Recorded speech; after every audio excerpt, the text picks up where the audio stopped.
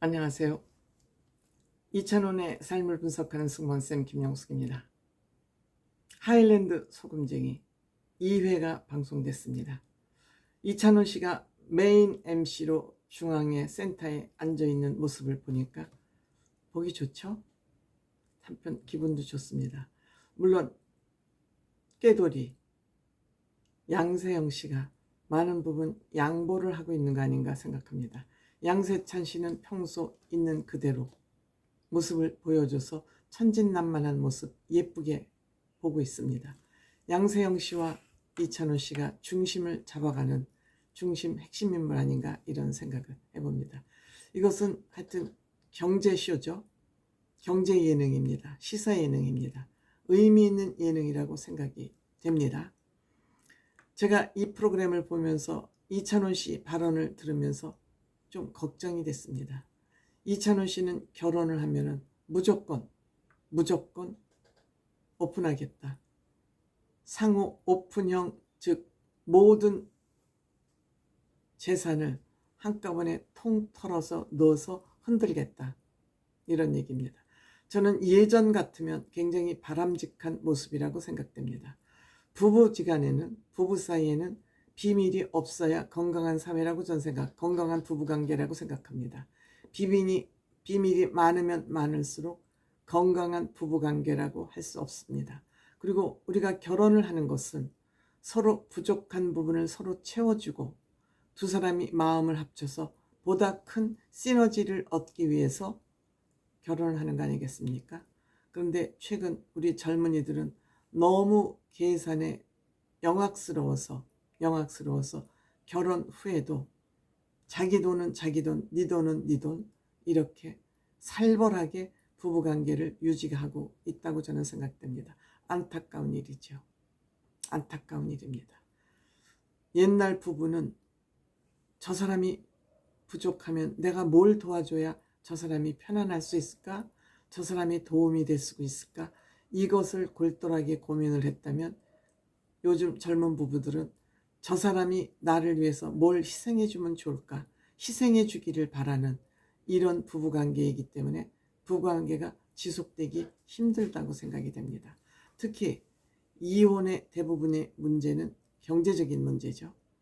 경제적인 문제가 원활하지 않으면 성격 차이라고 얘기를 합니다. 돈 때문에 헤어졌다고 얘기하는 게 존심상하니까 성격 차이로 헤어진다는 얘기를 합니다. 누구든지 경제권을 가진 사람, 헤게모니를 가진 사람은 왕 노릇을 하고 그렇지 못한 사람은 종 노릇을 할 수밖에 없는 것이 요즘 젊은이들 부부들의 일반적인 생활 행태가 아닌가 이렇게 생각이 듭니다. 어쨌든 이찬원 씨 앞으로 어떤 배우자를 만나든 이찬원 씨보다 돈이 많은 사람을 만나기는 쉽지 않을 겁니다. 어려울 것입니다. 때문에 이찬원 씨 경우에는 내가 돈을 이만큼 가지고 있는데 여기에 요 정도는 당신하고 상호 오픈형으로 다 열겠다. 그렇지만 내가 가지고 있는 이만큼은 내 재산으로 귀속시켜서 유지하겠다. 이렇게 했으면 좋겠어요. 이찬원 씨 모든 것을 다 배우자와 공유하는 거 모릅니다. 요새는 아무리 부부라도 부모 자식 지간에도 믿을 수 없는 그런 사회가 됐기 때문에 저는 이찬원 씨에게는 일정 부분 사전에 결혼하기 전에 미리 얘기를 해야 되겠죠. 내가 가지고 있는 재산 규모는 이만큼인데 당신하고 나하고 공유할 재산은 이만큼이다. 그래서 그 부분에 관한 것은 우리가 투명하게 가져가자. 이렇게 하는 게 어떨까? 저는 그런 생각이 듭니다. 이번 주 소금쟁이 4호가 들어왔죠. 4호가 상담을 해왔죠. 이 두 젊은 부부는 아주 건강한 부부 같습니다. 부부가 서로 존중하면서 모든 걸 다 오픈해서 용돈도 그렇고 저축도 많이 하고 이 두 부부가 지금 원만하게 잘 생활을 하고 있는데 문제는 맞벌이에서 외벌이, 남편만 지금 돈을 벌게 생겨 있기 때문에 이사를 하면서 모아두었던 5천만 원도 다 또 전세금에 보태 쓰고 그런 상황에서 또 아이도 낳아야 되고 하니까 여러 가지 경제 문제가 같이 섞여 있는 것 같습니다. 아무리 경제 문제가 힘들다 해도 이 부부처럼 두 사람이 마음이 모아져 있다면 경제적인 어려움 정도는 어느 정도 언제든지 극복 가능하다, 이렇게 생각이 듭니다. 여기에서 또 그 필 선생이 잘 컨설팅을 해줬다고 생각이 됩니다.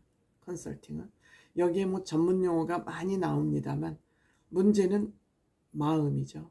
부부는 신뢰의 문제죠. 비밀을 가지고 있느냐 안 가지고 있느냐, 신뢰의 문제이기 때문에 이 젊은 두 부부는 서로 모든 걸 오픈하고 공유해서 합의하에 경제활동을 하고 있기 때문에, 부부생활을 하고 있기 때문에 큰 문제는 없다고 생각이 됩니다. 다음에 소금쟁이 5호. 이 사람도 물리치료사로 한 달에 한 250만 원 버는 것 같은데, 물리치료사가 사실 힘드는 직업 아닙니까? 하루 종일 환자를 봐야 되고 몸을 써야 되고, 그래서 유일한 낙이 쇼핑하는데, 그것도 쇼핑도 큰 것도 안 하고, 물론 이 사람도 저축을 많이 하고 있다는 것은 바람직한데, 뭐 요새는 예쁜 쓰레기라고 그러더라고요.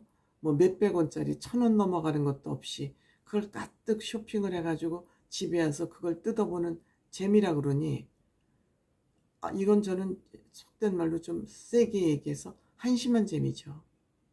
이거는 정말 쓰레기를 쇼핑하는 거예요. 돈 주고 쓰레기를 사서 집에다 싸놓는 거나 뭐가 다릅니까?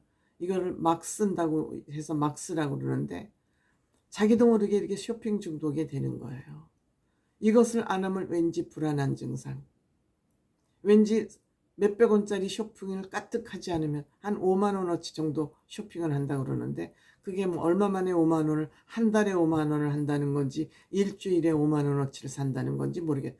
이건 5만 원의 돈이 문제가 아니고 이거는 쓰레기를 구매하는 것에 중독되어 있다는 것이 저는 큰 문제라고 생각이 됩니다.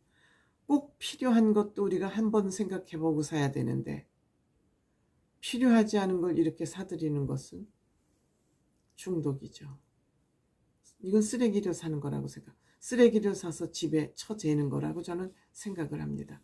그런데 이제 이게 방송이니만큼 이렇게 지독한 멘트는 안 나오고 있군요. 문제의 그 소금쟁이 5호를 봤고요. 그 다음에 소금쟁이 6호.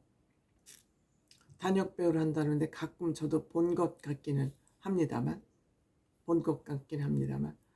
마음이 좋아도 유분수죠.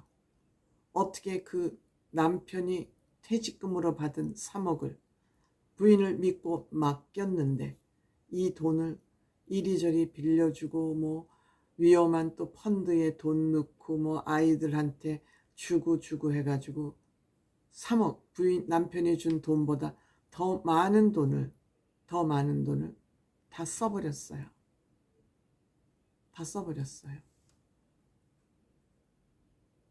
주식 펀드도 내가 아는 게 아니면 하지 말아야 되는데, 내가 모르는 것을 은행 직원의 말만 듣고 펀드에 가입을 해서, 이것도 어쨌든 뭐 2억 6천을 손실을 보고 4천만 원이 남아있다고 그러는데, 뭐 그 전에도 동생 아들에게 딸들에게 빌려줬다 그러는데, 목돈을 빌려주고 매월 뭐 150만 원씩인가 받고 있대요. 그리고도 웃어요. 참 마음이 이렇게 푼수처럼 좋은 사람도, 푼수라는 말에서 죄송합니다만 마음이 너무 좋아도 문제가 아닌가 생각합니다. 남편이 이를 모르고 있다 그럽니다.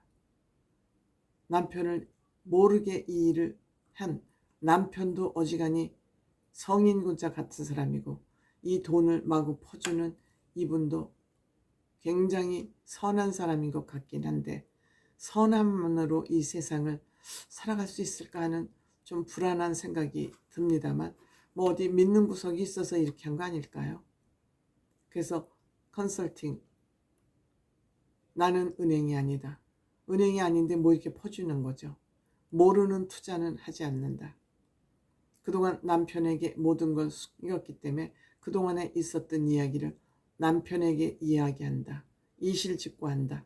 근데 말할 때 웃지 않고 얘기한다. 웃고 얘기하면 남편을 놀리는 걸로 생각해서 더 화가 날 것 같아서 아마 이런 컨설팅을 해준 것 같습니다. 이 소금쟁이 하일랜드를 보면서, 하일랜드 소금쟁이죠. 참 돈 쓰는 방법도 여러 가지 방법이 있구나, 이런 생각을 하게 되면서 공부 많이 하고 있습니다. 이찬호 씨가 하는 프로그램은 역시 공부되는 프로그램을 하고 있구나.